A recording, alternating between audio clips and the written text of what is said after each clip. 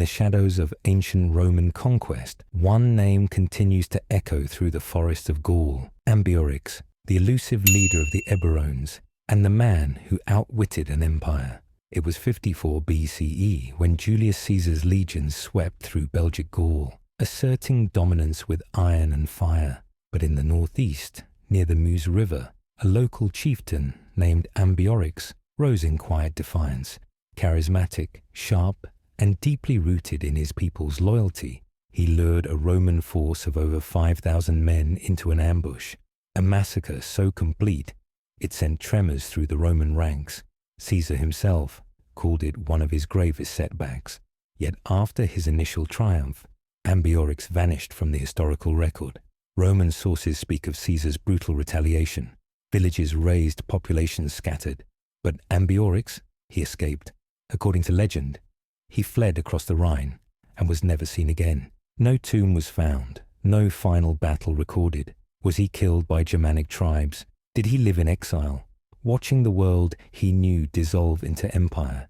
Or did he simply disappear into the myths of the forests he once ruled? Centuries later, a statue of Ambiorix stands in the Belgian town of Tongeren, proud, defiant, and facing west. But his final journey, and the truth of his end, remains cloaked in silence. A leader remembered not for how he died, but for how he vanished.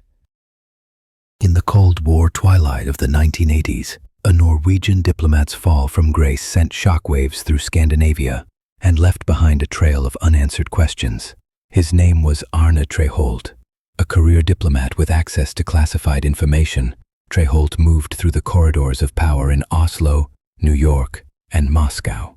But in 1984, he was arrested at Oslo airport, carrying a briefcase packed with sensitive documents.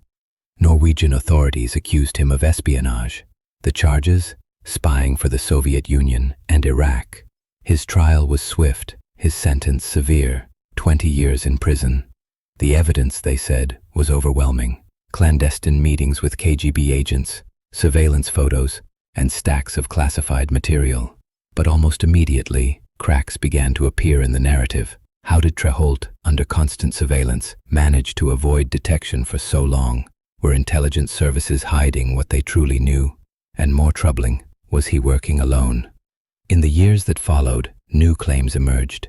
Tampered evidence, manipulated timelines, and intelligence agency infighting. Some even speculated that Treholt was part of a larger, internal Cold War power game, a pawn in a conflict far more complex than anyone had imagined. Arne Treholt was released early in 1992 for health reasons and later moved abroad. He maintained his innocence until his death in 2023, but the full extent of his actions, and whether he was truly a traitor or a scapegoat, remains buried in the opaque world of Cold War secrecy. And as with all things born in the shadows of espionage, the truth may never fully emerge. On the morning of July 31st, 1944, a Lockheed P-38 Lightning took off from Corsica for a reconnaissance mission over occupied France. At the controls was Antoine de Saint-Exupéry, renowned French pilot, poet, and author of The Little Prince. He never returned. Saint-Exupéry was no stranger to danger. A decorated aviator in both peace and wartime, he had previously survived multiple crashes. Yet this flight would become his last.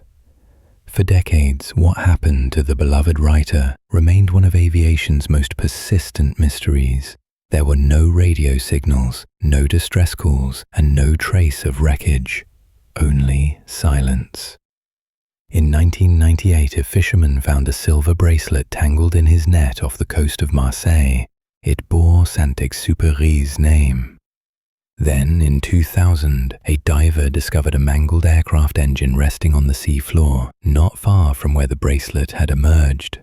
Serial numbers confirmed it belonged to his plane, but while the wreckage solved part of the mystery, it deepened another. Why had the experienced pilot flown so low in hostile airspace?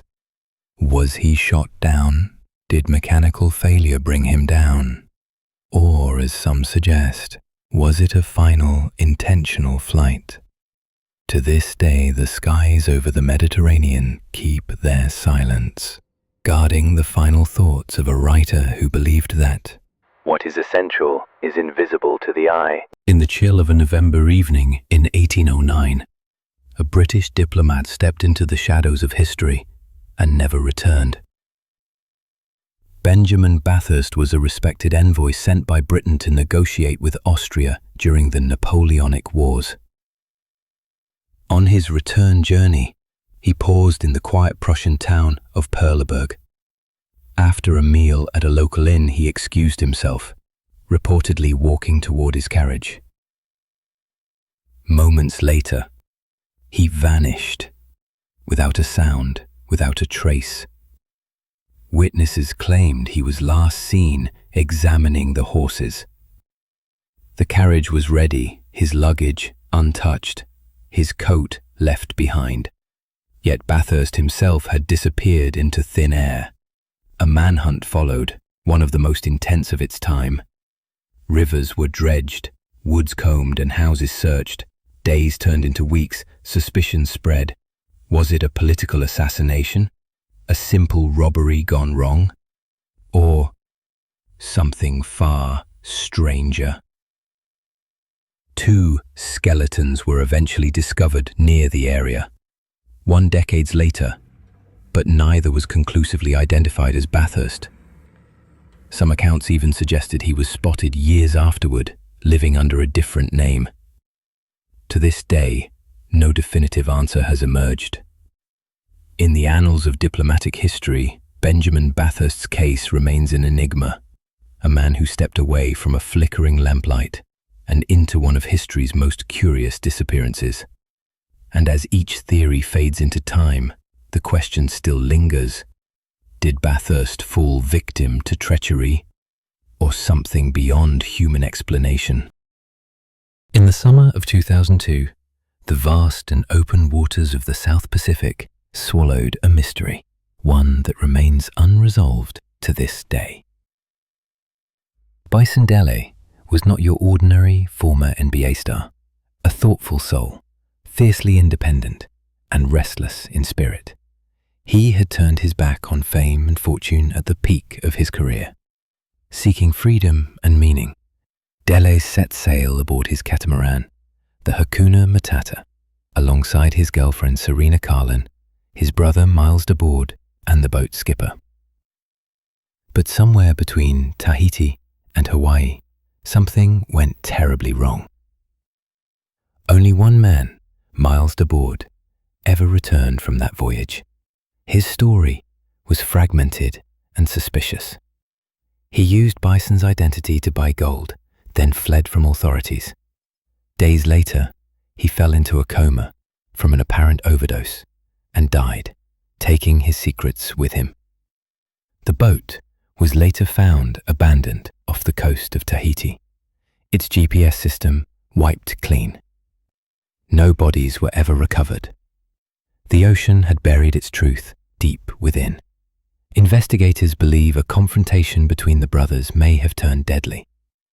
But with no physical evidence, no eyewitnesses, and no confession, the truth remains adrift.